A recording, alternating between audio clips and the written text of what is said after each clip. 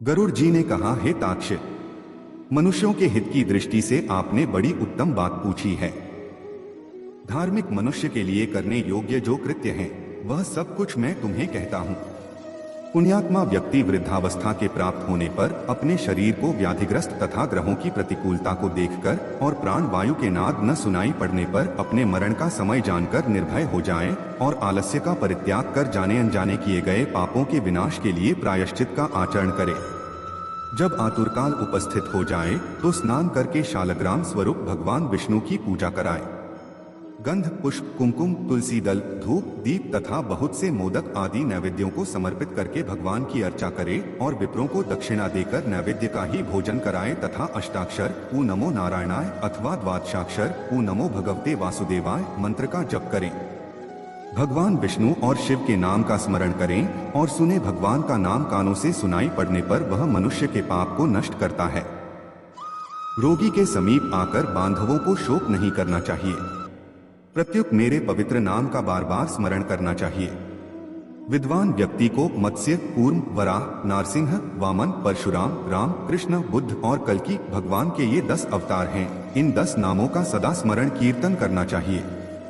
जो व्यक्ति रोगी के समीप उपर्युक्त नामों का कीर्तन करते हैं, वे ही उसके सच्चे बांधव कहे गए हैं। कृष्ण यह मंगलमय नाम जिसकी वाणी से उच्चरित होता है, उसके करोड़ों महापातक तत्काल भस्म हो जाते हैं। मरणासन्न अवस्था में अपने पुत्र के बहाने से नारायण नाम लेकर अजामिल भी भगत धाम को प्राप्त हो गया, तो फिर जो श्रद्धा पूर्वक भगवान के नाम का उच्चारण करने वाले हैं, उनके विषय में क्या कहना। दूषित चित्तवृत्ति वाले व्यक्ति के द्वारा भी स्मरण किए जाने पर भगवान उसके समस्त पापों को नष्ट कर देते हैं, जैसे अनिच्छापूर्वक भी स्पर्श करने पर अग्नि जलाता ही है। हे द्विज, वासना के सहित पापों का समूल विनाश करने की जितनी शक्ति भगवान नाम में है, पाप की मनुष्य उतना पाप करने में समर्थ ही नहीं है। यमदेव अपने किंकरों से कहते हैं, हे दूतों, हमारे पास नास्तिक जनों को ले आया करो। भगवान के नाम का स्मरण करने वाले मनुष्यों को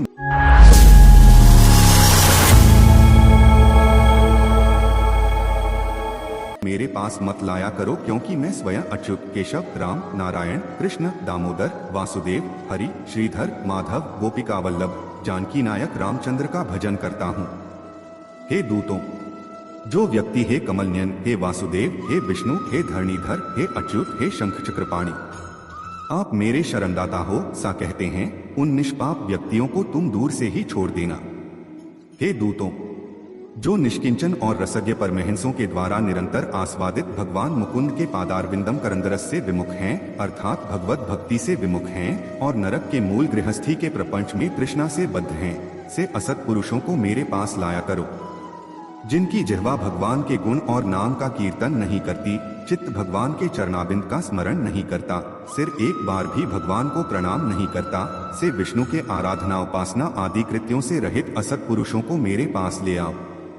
इसलिए हे पक्षींद्र, जगत में मंगल स्वरूप भगवान विष्णु का कीर्तन ही एकमात्र महान पापों के आत्यंतिक और कांतिक निवृत्ति का प्रायश्चित है, सा जानो।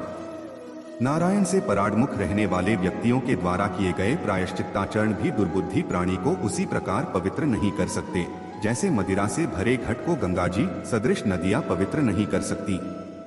भगवान कृष्ण के नाम स्मरण से पाप नष्ट हो जाने के कारण जीव नरक को नहीं देखते और स्वप्न में भी कभी यम तथा यमदूतों को नहीं देखते। जो व्यक्ति अंतकाल में नंदनंदन भगवान श्री कृष्ण के पीछे चलते हैं, सी गाय को ब्राह्मणों को दान देता है, वह मांस, हड्डी और रक्त से परिपूर्ण वैतरणी नदी में गिरता अथवा जो मृत्यु के समय में नंदनंदन इस प्रकार की वाणी का उच्चारण करता है, शरीर धारण नहीं करता अर्थात मुक्त हो जाता है। अत पापों के समूह को नष्ट करने वाले महाविष्णु के नाम का स्मरण करना चाहिए अथवा गीत या विष्णु सहस्त्र नाम का पठन अथवा श्रवण करना चाहिए। एकादशी का व्रत, गीता, गंगाजल, तुलसी दल, भगवान विष्णु का चरणामृत और नाम, ये मरण काल में मुक्ति देने वाले हैं। इसके बाद घृत और सुवर्ण सहित अन्नदान का संकल्प करें। श्रोत्रिय द्विज वेद पाठी ब्राह्मण को सवत्सा गौ का दान करें। हे ताक्ष, जो मनुष्य अंतकाल में थोड़ा बहुत दान देता है और पुत्र उसका अनुमोदन करता है, वह दान अक्षय होता है। सत्पुत्र को चाहिए कि अंतकाल में सभी प्रकार का दान दिलाएं। लोक में धर्मज्ञ पुरुष इसीलिए पुत्र के लिए प्रार्थना करते हैं। भूमि पर स्थित आधी आंखें मूंदे हुए पिता को देखकर पुत्रों को उनके द्वारा पूर्व संचित धन के विषय में तृष्णा नहीं करनी चाहिए। सत्पुत्र के द्वारा दिए गए दान से जब तक उसका पिता जीवित हो तब तक और फिर मृत्यु के अनंतर आतिवाहिक शरीर से भी परलोक के मार्ग में वह दुख नहीं प्राप्त करता। आतुरकाल और ग्रहण काल, इन दोनों कालों में दिए गए दान का विशेष महत्व है, इसलिए तिल आदि अष्ट दान अवश्य देने चाहिए। तिल, लोहा, सोना, कपास, नमक, सप्तधान्य, धान, जौ, गेहूं, उड़द, काकुन या कंगुनी और चना, ये सप्तधान्य कहे जाते हैं। भूमि और गाय, इनमें से एक एक का दान भी पवित्र करने वाला है। यह अष्ट महादान महापातकों का नाश करने वाला है। अंतकाल में इसे देना चाहिए। इन दानों का जो उत्तम फल है उसे सुनो। 3 प्रकार के पवित्र तिल मेरे पसीने से उत्पन्न हुए हैं। असुर, दानव और दैत्य तिल दान से तृप्त होते हैं।